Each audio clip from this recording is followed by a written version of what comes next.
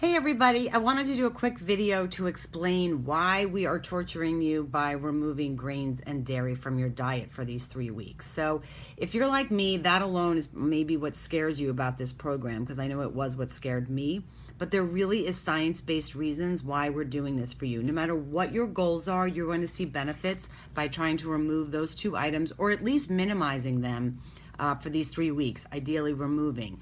That being said, this doesn't have to be about you removing them forever. I've always, you don't have to be macrobiotic or paleo or anything like that at the end of this, though you might make your own decisions about how you feel with those items removed from your diet versus adding them back in.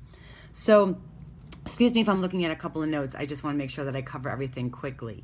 So I think for most of us, we'd be surprised, at least I was, about how many servings of grains and dairy that I was eating in a day. I found that my breakfast, lunch, and dinner was always filled with that, and then mostly my snacks in between.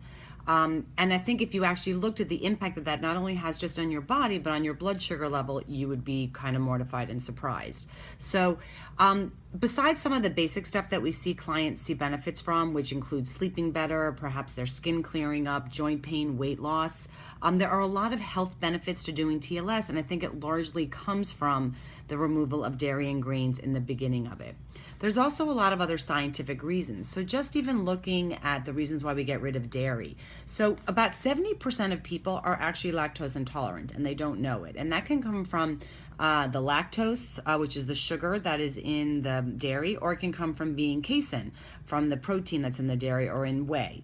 So everyone might have different reasons for why the dairy is affecting them, but most of the time people don't know. So things that they're feeling, perhaps they're getting headaches, or they're getting bloating, or they're getting stomach cramping, or they're getting skin issues, rashes, things like that. They might not be connecting that to dairy because it might be happening a day or two after they've been eating that. I've seen that with my son, who does have real dairy issues, and when he tries to incorporate dairy back in, sometimes he doesn't have stomach pains for a day or two, but it's always connected back to the dairy.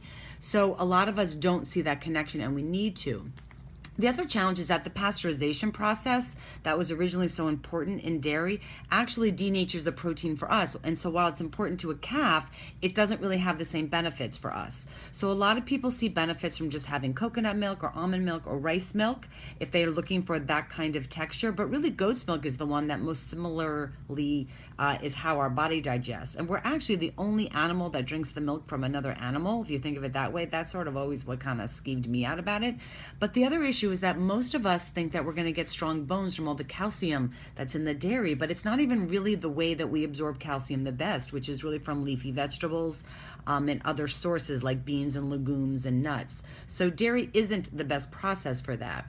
And then just by decreasing it a little bit, we're going to reduce the amount of hormones and antibiotics that might be getting into our body. Because even if you drink organic, which is certainly if you're going to drink how you want to have it, it's still going to come through in what the cows are eating, and there might still be traces of that. So in any way that you can start to diminish things like that, I think you'll be surprised. And as much as we can minimize toxins in our diet is going to be key. There's also a lot of links to autoimmune conditions, which so many of us are suffering from, coming from having an inflammatory diet. So reducing foods that are going to be inflammatory to us, like dairy, can only benefit us, okay? So reducing is the key. That holds true for grains as well. So grains is also a very inflammatory food item. The majority of people that are actually in the United States right now, or probably even outside the United States, are suffering from something called leaky gut, which we're going to talk about a bit in the group. And basically, the leaky gut comes from the lectins that are associated in the grains because it's hard for our body to digest. So originally, when cavemen were eating, they weren't eating grains, right? Grains sort of arose when there was famine, right, for potatoes and things like that. But generally, the diet was based on grass-fed meat and fruits and vegetables and legumes and things that were all anti-inflammatory to the body. So our bodies aren't really designed to break down grains, so they've had to figure out a way to filter them. And that puts a lot of stress on your body. So gluten, we know is the protein that is in grains, and a lot of people we see now are having sensitivities to gluten because they're having issues with celiac and things like that. But even people who have those issues don't realize the impact that the other foods they're eating are having on them. So here's the thing. So if you have a gluten intolerance, so obviously you're avoiding foods like wheat and barley and rice, rye. Sometimes oats are even cross-contaminated with gluten and we don't know it.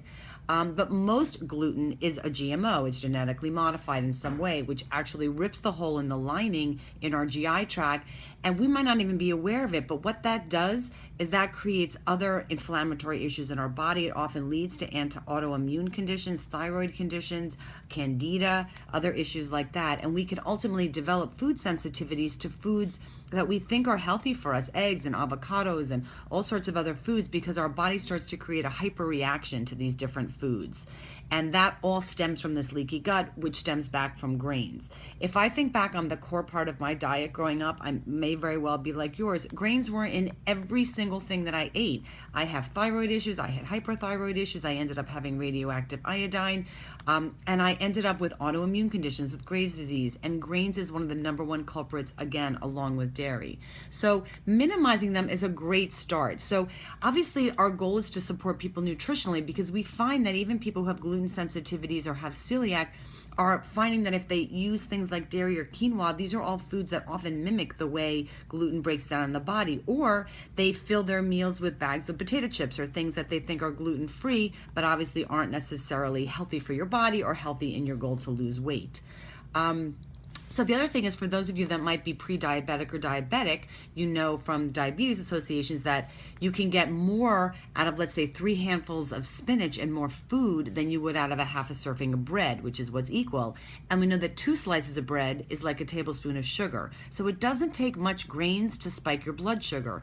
And when you spike your blood sugar, not only do you go into fat storage mode, which is what we want to get you out of to help you lose weight and lose inches, but we want to balance your blood sugar levels to help with cravings and help with heart health, and obviously to reduce diabetic potential issues. So only good things can come out of reducing the dairy and grains out of your diet. Even if you don't eliminate them completely, by starting to reduce them, it's going to be a huge help. So trust me, it's all worth it. And I think you're going to thank me for it at the end, because you're really going to start to feel much better. So think joint pain reduction, sleeping better, bloating better, skin issues better, headaches clear, brain fog, things like that are all connected to leaky gut, okay? And all connected to dairy and grains. Take care.